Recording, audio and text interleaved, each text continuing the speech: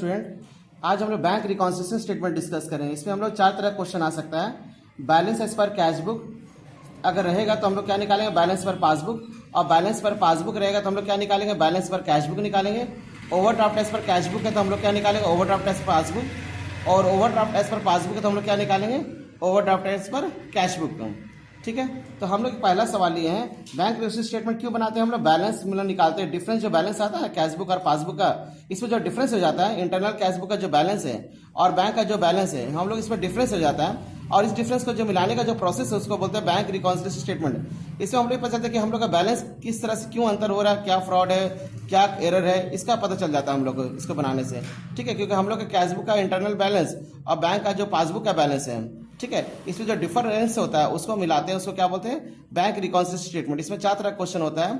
Balance per cash book है तो हम लोग बैलेंस पर पासबुक निकालेंगे, पासबुक है तो कैश बुक, कैश बुक है तो overdraft as per cash book है तो ओवरड्राफ्ट एज पर पासबुक निकालेंगे, ओवरड्राफ्ट एज पर पासबुक है तो क्या निकालेंगे, overdraft as per cash book निकालेंगे। इसमें हम एक सवाल लिए हैं, पहला वाला इसमें लिए हम लोग प्रिपेयर बैंक रिकॉन्सिलिएशन स्टेटमेंट। ठीक है, इसमें क्वेश्चन हम लोग का है, हम लिए 21 मार्च 2025 को कैश बुक बैलेंस हमारा शो कर रहा है कितना, 15,000, लेकिन इसमें कुछ डिफरेंस आ गया हमारा। ठीक है, इसमें हम लोग क्या करेंगे, इसमें है एक cheque ₹10,000 issued but not presented for payment, bank charges ₹500 not entered in cash book, cheque deposited 5,000 were not credited till 31 March 2025। ठीक है, और dividend collected by bank rupees, हम अमाउंट ले लेते हैं 500 रुपया। ठीक है, पहला जो पॉइंट है हमारा इसमें ये है, हम लोग सबसे पहले लिखेंगे balance as per cash book, कितना अमाउंट है, 15,000। इसमें इसका ट्रिक्स है, अगर बैलेंस पर कैश बुक तो हम क्या निकालना होगा हमको, बैलेंस पर पासबुक निकालना। इसमें नियम यह है कि फायदा को ऐड करते हैं। अगर हमको फायदा लग रहा है ट्रांजेक्शन लेन देन में तो ऐड करेंगे, और नुकसान रहेगा तो उसको लेस का कॉलम में डाल देंगे। अगर फायदा रहे तो ऐड का प्लस का अमाउंट में जाएगा, और अगर नुकसान है तो माइनस के अमाउंट में जाएगा, माइनस के कॉलम में चल जाएगा। अगर फायदा तो प्लस का कॉलम में जाएगा, अगर नुकसान है तो माइनस का कॉलम में जाएगा। तो बैलेंस पर कैश बुक हम लोग लिख दिए 15,000 रुपया। नेक्स्ट एंट्री हमारा है चेक इश्यूड, हम स्टेटमेंट लिखेंगे check issued but not presented for payment ₹10,000। यानी कि हम किसी को चेक दे दिए कि अकाउंट से किसी को पेमेंट करना था तो उसको 10,000 चेक इश्यू कर दिए, 10,000 का चेक उसको दे दिए, लेकिन वो हमारे अकाउंट से अभी तक पैसा निकाला नहीं है।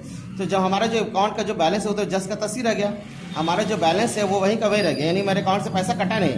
तो हमारा टिल डेट तक हमारे 31 मार्च से क्या हो रहा है, फायदा या नुकसान हो रहा है, फायदा हो रहा है, क्योंकि हमारे अकाउंट से पैसा कटा नहीं। उस तारीख तक भले बाद में वो निकाल लेगा, लेकिन 31 मार्च 2025 तक वो हमारे अकाउंट से क्या किया, पैसा नहीं निकाला।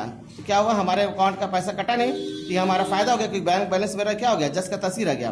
तो फायदा इसको ए प्लस के कॉलम में डाल देंगे। तीसरा है, दूसरा पॉइंट है बैंक चार्जेस, मेरे अकाउंट से पैसा काट लिया गया। ठीक है, जो भी कुछ बैंक से चार्जेस हमारा ले लिया और हम उसको कैश बुक एंट्री नहीं किया, तो हमारे अकाउंट का बैलेंस क्या हो गया, माइनस हो गया। अगर बैंक बैलेंस मेरा माइनस हो गया क्या हो गया, नुकसान हो गया, इसको प्लस माइनस से कॉलम डाल देंगे। फिर यहाँ पे है कि check deposited 5,000 were not credited till 31 March 2025, यानी हम कोई चेक जमा किए हैं, है ना, हमारे पास कोई चेक आया था, हम उसके अकाउंट में जमा किए, लेकिन मेरे अकाउंट में 31 मार्च 2025 तक अभी तक पैसा आया नहीं है। ठीक है, 5 जगह जो चेक जमा किए हमारे अकाउंट में पैसा नहीं आया, तो क्या करेंगे, हमारा नुकसान है। हम तो सोच रहे पैसा अकाउंट में आ गया, लेकिन हमारे अकाउंट में पैसा नहीं आया। ठीक है, हम सोच रहे कि मेरा बैंक बैलेंस बढ़ गया, लेकिन बैंक बैलेंस एक्चुअली बढ़ा नहीं, क्योंकि मेरे अकाउंट में पैसा आया नहीं। तो क्या हो जाएगा, ये माइनस साइड चल जाएगा, है ना। Check deposited but not credited. फिर यहाँ पे है कि डिविडेंड कलेक्टेड बाय बैंक, मेरे अकाउंट में क्या हो गया, डिविडेंड के नाम पे पैसा जमा हो गया। जिससे कोई शेयर म्यूचुअल फंड में अगर पैसा इन्वेस्ट करता है, शेयर या म्यूचुअल फंड में, तो उसमें क्या होता है, जो है ना वो क्या बोलते हैं, शेयर होल्डर को डिविडेंड मिलता है। ये अकाउंट में पैसा आ गया, लेकिन हम उसका एंट्री नहीं किए, हम देखिए एग्जामिन किया कि मेरे अकाउंट में डिविडेंड का पैसा जमा हुआ है, तो हमारे लिए क्या हो गया, अकाउंट का बैंक बैलेंस मेरा बढ़ गया, इसको ऐड प्लस के अमाउंट में डालेंगे। Dividend collected by bank 500। अब इसको हम लोग क्या करें, टोटल करेंगे। इस साइड प्लस अमाउंट साइड बड़ा है 25,500, यही अमाउंट यहाँ भी लिख देंगे अब हम लोग लिखेंगे बैलेंस पर कैश बुक, तो क्या लिखेंगे, बैलेंस एज पर पासबुक। अब क्या करेंगे, 25,500 हमारा है, यहाँ भी 25,500 लिख दिए। अब 25,500 में से 5,500 हम घटा देंगे तो मेरा डिफरेंस कितना बैलेंस रह गया, 20,000। तो क्या लिखेंगे, बैलेंस एज पर पासबुक 20,000 रुपये।